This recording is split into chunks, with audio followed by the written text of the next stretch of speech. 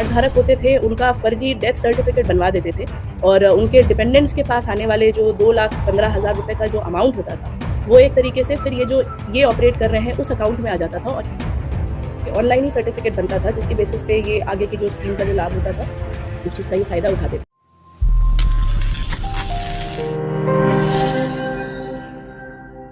नुहू मेवात की साइबर थाना पुलिस ने एक व्यक्ति की लिखित शिकायत पर कार्रवाई करते हुए एक ऐसे गिरोह का पर्दाफाश किया है जो लेबर विभाग के अधिकारियों के साथ मिलीभगत करके सरकार द्वारा कर्मचारियों के लिए बनाई गई योजना को चूना लगाकर सरकार की इस योजना को लाखों रुपए का चूना लगा रहे थे। जिस मामले में कार्रवाई करते हुए साइबर थाना पुलिस ने एक सीएससी सेंटर संचालक सहित 2 लोगों को गिरफ्तार किया है। पुलिस ने एक बड़ी सफलता प्राप्त करी है। कल उन्होंने एक ऐसे गिरोह का पर्दाफाश किया है जो सरकारी पैसे का फर्जीवाड़ा के तहत उसका मिसअप्रोप्रिएशन कर रहे थे, उसका गबन कर रहे थे एक तरीके से। और इसमें अभी हमने एक सीएचसी संचालक के साथ 2 लोगों की टोटल गिरफ्तारी हो चुकी है। उनके पास से 2 मोबाइल और 2 सिम कार्ड बरामद हमने कर लिए हैं और इसके बाद भी और इसमें फर्दर भी इन्वेस्टिगेशन के दौरान और भी लोगों का नाम सामने आने पे उसके हिसाब से उचित कार्रवाई की जाएगी। अब हम आपको ये भी बता देते हैं कि इस गैंग में शामिल गुर्गे सरकारी राशि को किस तरह से हड़पते थे। तो अब आप ये भी सुन लीजिए।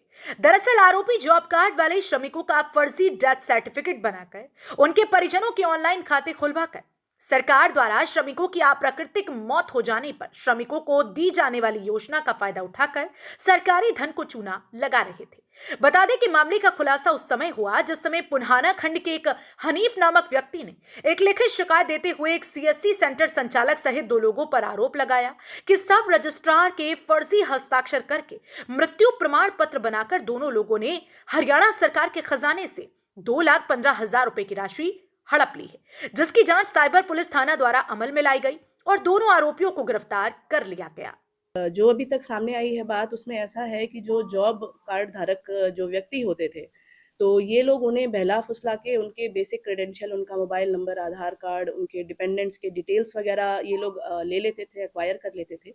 उसके बाद उनके डिपेंडेंट्स का ये एक अकाउंट, एक फर्जी अकाउंट टाइप से खुलवाते थे जिसका लॉगिन वगैरह इन लोगों के आरोपियों के पास होता था। फिर ये जो कार्ड धारक होते थे उनका फर्जी डेथ सर्टिफिकेट बनवा देते थे और उनके डिपेंडेंट्स के पास आने वाले जो 2,15,000 रुपए का जो अमाउंट होता था वो एक तरीके से फिर ये ऑपरेट कर रहे हैं उस अकाउंट में आ जाता था और ये उसे वहां से विड्रॉ कर लेते थे। तो ऐसी एक कंप्लेन हमारे पास थी जो लगभग 2 साल पुरानी कंप्लेन थी। उस पे इन्वेस्टिगेशन करते हुए हम लोग यहाँ तक पहुंचे हैं और हो सकता है कि इस सूचना के बाहर आने के बाद और भी ऐसे जो विक्टिम हो वो सामने आए। मेरे पास एक ही कंप्लेन थी जो हमारे मतलब जिला पुलिस के पास साइबर टीम के पास थी। उसकी जांच के दौरान ये सूचना सामने आई थी और ये ऑनलाइन ही सर्टिफिकेट बनता था जिसके बेसिस पे ये आगे की जो स्कीम का जो लाभ होता था उस चीज़ का ये फायदा उठाते थे। इसके बाद अगर और भी ऐसे कंप्लेंट सामने आएंगी तो उस पर भी हम उचित कार्रवाई करेंगे।